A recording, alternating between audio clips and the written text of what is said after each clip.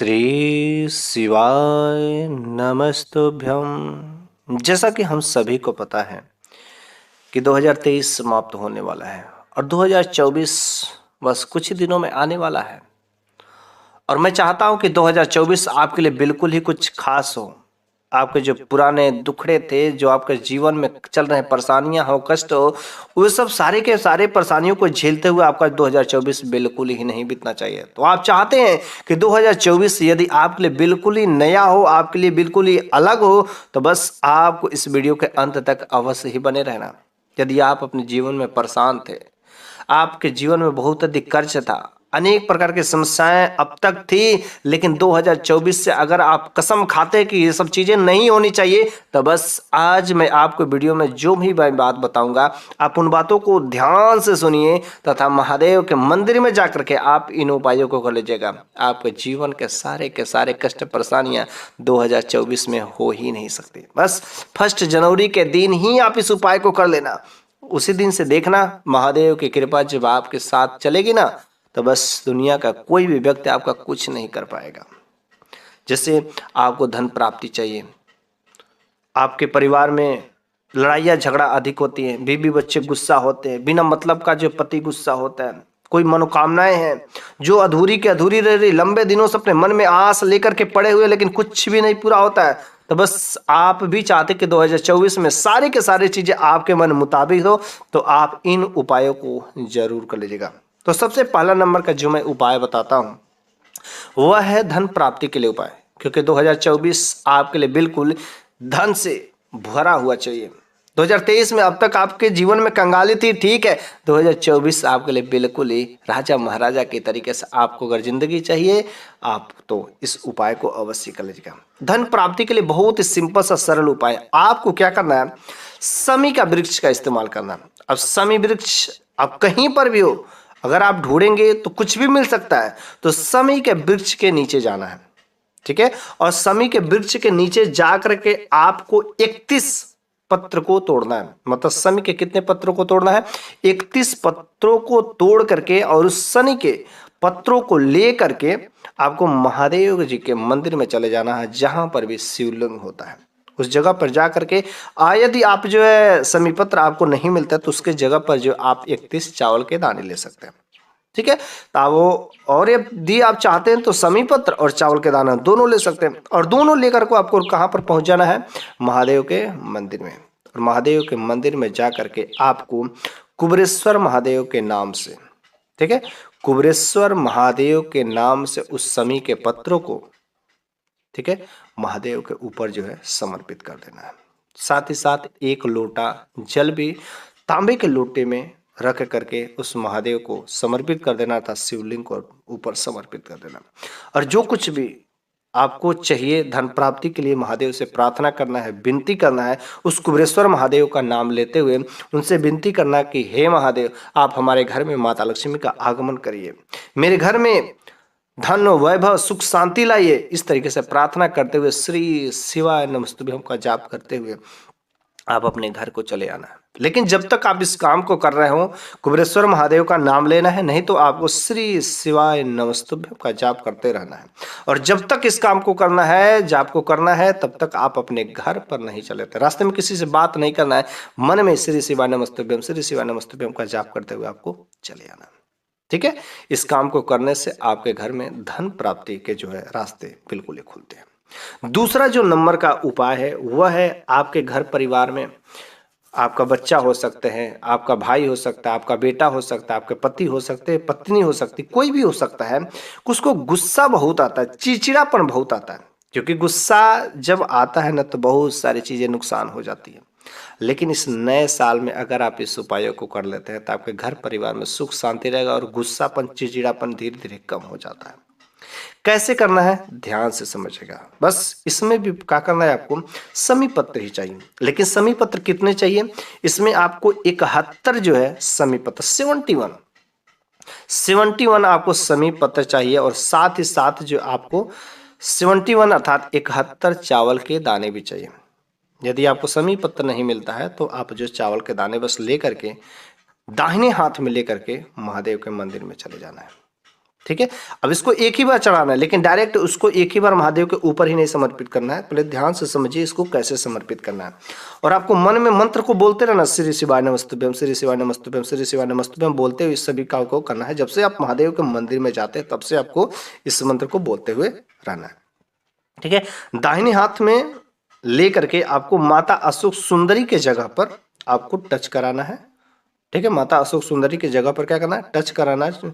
और उसके बाद से ले करके उसको जो कुछ भी समीपत्र है और 71 जो चावल के दाने हैं उन सबको जो है महादेव के ऊपर जो है उस व्यक्ति का नाम लेते हुए, जो भी आपके परिवार में बहुत ज़्यादा चिड़चिड़ापन होता है, गुस्सा आता है, उस व्यक्ति का नाम लेते हुए उसको अर्पित कर देना है, समर्पित कर देना है। साथ ही साथ आपको 1 लोटा जल और 1 बेलपत्र भी अगर भगवान शिव को समर्पित कर देते हैं तो भगवान शिव का अर्थात महादेव की कृपा जब आपके परिवार वालों के ऊपर पड़ती है तो जो चिड़चिड़ापन है, जो जलन है, जो गुस्सा है, वो सारी के सारी चीजें जो धीरे धीरे क्या होती हैं, कंट्रोल होना शुरू हो जाती है।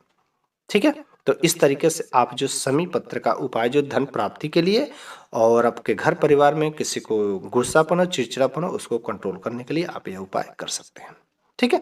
अगला नंबर का जो उपाय है यह मनोकामना पूर्ति हेतु, क्योंकि कुछ ऐसे भी आपकी इच्छाएं हैं जो काफी लंबे दिनों से अपने दिल में दबा करके रखे हुए हैं, लेकिन वह मनोकामना बस पूरी ही नहीं हो रही है। समय बीतता जा रहा है, तो आपको बस इस बार 2024 के नए साल में वह मनोकामना आपकी अवश्य ही पूरी हो जाएगी। इसके लिए मैं आपको इस वीडियो में 2 उपाय बताएंगे। ठीक है। पहला उपाय आपको क्या करना है कि आपको बेल वृक्ष, ठीक है, बेल वृक्ष के पास में जाना है। लेकिन बेल वृक्ष सभी बेल वृक्ष के पास में आपको नहीं जाना है, उसी बेल वृक्ष के पास में जाना है जो आपके गांव में, आपके मोहल्ले में, आपके नगर में भगवान शिव का मंदिर हो, उस मंदिर के पास में हो।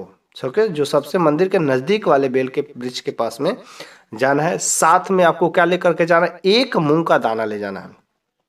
मूंग का दाना अगर नहीं मिलता तो आप जो 1 चावल का दाना ले लीजिए और उसको क्या करना है, लेकर के चले जाना है। ठीक है। और वहां पर बेल वृक्ष के पास में जा करके जड़ में जो है उस मूंग के दाने को या आपने चावल के दाने लिया, अपनी कामना को करते हुए, अपनी कामना को, अपनी इच्छाओं को, जो कुछ भी आपकी मनोकामना है वो बोलते हुए वहां पर अर्पित कर देना है। उसके बाद से आपको श्री शिवाय नमस्तुभ्यम का जाप करना है, मन में बोलते रहना। और आपको जहां पर भी बेल वृक्ष होगा उसके आसपास कहीं ढूंढेंगे तो आपको कंकड़ मिलेगा, पत्थर का कोई भी टुकड़ा ले लीजिए, क्योंकि वहां पर अवश्य मिल जाएंगे। ओके, कंकड़ में शंकर का वास होता है, तो आपको वहां से कंकड़ उठाना है और कंकड़ उस बेल वृक्ष के पास में रखकर उस पर जो सिंदूर चढ़ा देना और उस पर जो 1 लोटा जल जो है समर्पित कर देना है अपनी इच्छाओं को बोलते हुए। ठीक है। अपनी इच्छाओं को बोलते हुए, हे भगवदेव आप मेरी इच्छाओं को पूर्ति करिए। और उसके बाद से आपको श्री शिवाय नमस्तुभ्यम का जाप करना है। ठीक है। श्री शिवाय नमस्तुभ्यम का जाप करते हुए तब तक आपको इस जाप को करना है जब तक आप अपने घर पर नहीं चले आते हैं। रास्ते में कोई भी मिल जाए, कुछ भी नहीं बोलना, श्री शिवाय नमस्तुभ्यम, श्री शिवाय नमस्तुभ्यम का जाप करते हुए आपको घर तक आना है। ठीक है। तो ये रहा मनोकामना हेतु पहला उपाय। अब मनोकामना हेतु दूसरा भी उपाय है। आपको इस उपाय में भी आपको 1 बेलपत्री चाहिए। ठीक है। तो 1 बेलपत्री आपको ले लेना है। उस बेलपत्री को लेकर के महादेव के मंदिर में अर्थात शिवलिंग के पास में चले जाना। लेकिन रही बात इस बेलपत्री को कैसे चढ़ाना है, ठीक है, थोड़ा सा अलग तरीका से है। आपको क्या करना, दाहिने हाथ में उस बेलपत्री को लीजिए, 1 बेलपत्री को आपको दाहिने हाथ में ले लीजिए और दाहिने हाथ में लेकर के आपको इस बेलपत्री को 5 जगह टच कराना है। अब 5 जगह कौन कौन? पहला जगह जो होता है भगवान गणेश के, ठीक है, प्रथम पूज्य गणेश जी को समर्पित करना, मतलब टच कराना है। दूसरा जो है कार्तिकेय के, तीसरा जो है अशोक सुंदरी के जगह पर, और चौथा जो है हस्त कमल पे। ठीक है।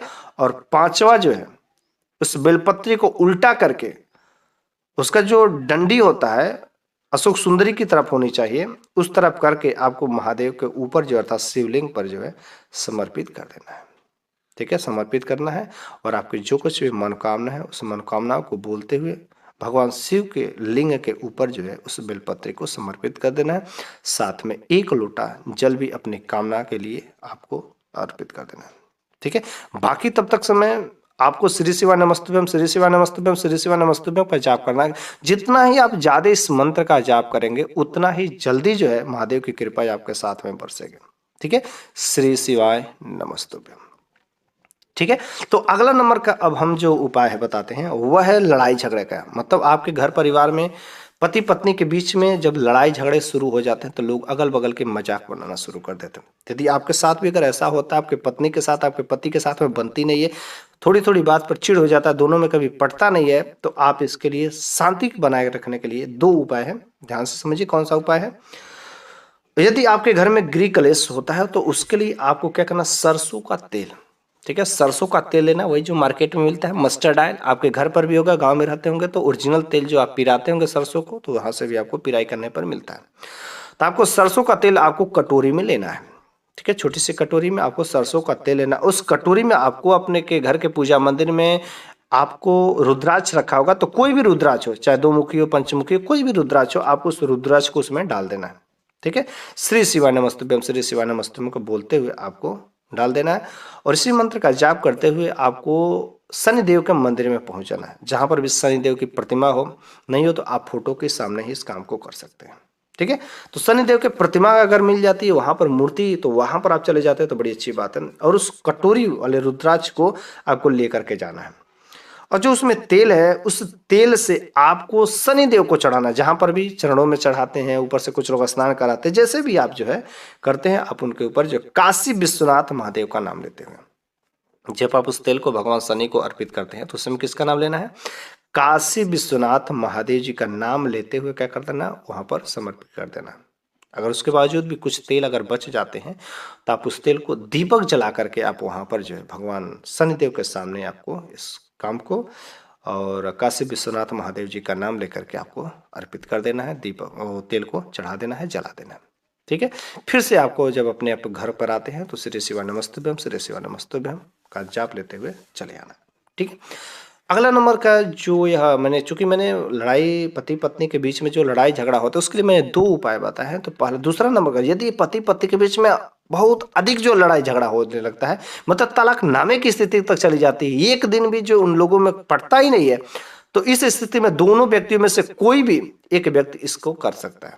क्या करना है, आपको एक नारियल लेना है, ठीक है, और कलावा लेना है, रक्षा सूत्र, और नारियल पर जो क्या करना है, कलावा लपेटना है। लेकिन कैसे लपेटना है, ध्यान से सुनिए।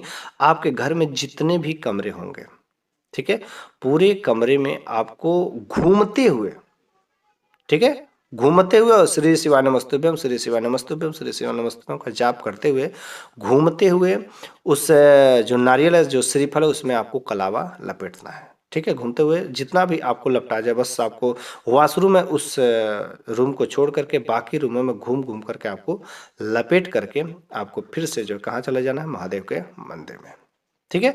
महादेव के मंदिर में उस नारियल को लेकर के जाना है, और उस नारियल को तुम रुका के नाम से, ठीक है, तुम रुका के नाम से बोलते हुए आपको उस नारियल को महादेव के मंदिर पर जो अर्थात शिवलिंग पर जो भेंट कर देना, समर्पित कर देना है। फिर से आप देखना, इस काम को करने के बाद जो आपके घर में पति पत्नी के बीच में बहुत ही ज्यादा लड़ाई हो रही थी, वह सब माहौल जो है खत्म हो जाएगा और दोनों के बीच में प्रेम स्थापित होना शुरू हो जाएगा। इस काम को अगर आप जो सोमवार के दिन भी करते हैं तो भी बड़ी अच्छी बात है, नहीं तो आप जो है कोई अच्छे दिन देख करके भगवान शिव के दिन में करते हैं तो बड़ी अच्छी बात है, ठीक है। तो अगला नंबर का जो फायदा है, अगला नंबर का जो उपाय है वह है कर्ज मुक्ति से, ठीक है। कर्ज मुक्ति से प्राप्ति के लिए अच्छा खासा उपाय है। तो कर्ज मुक्ति के लिए आपको क्या करना है, कोई भी दिन पड़े, यदि शनिवार का दिन पड़ता है तो शनिवार के दिन निकाल दे, सोमवार को चाहे तो सोमवार के दिन निकाल दे। तो कर्ज मुक्ति के लिए आपको एक लवंग लेना है। लवंग चूंकि बहुत ही आसानी से आपको मिल जाते होंगे, और उस लवंग को लेकर के बट वृक्ष के पास, बट मतलब बरगद के वृक्ष के पास में चले जाना है, और वहां पर आपको एक घी का दिया भी ले जाना है, और उस घी के दीपक में आपको गोल बत्ती, ठीक है, गोल बत्ती जलाना है, ओके। तो गोल बत्ती वाला एक घी का दीपक बना करके उस बट वृक्ष के पास में चले जाना है, और आपको कितना लवंग लेना है, एक जो फूल वाली लवंग होनी चाहिए, और साथ में आप जो एक तांबे का लूटा में जल भी ले लेना है, और फिर से उस बट वृक्ष के पास में जाना है, और उस लवंग को जल में डाल देना है।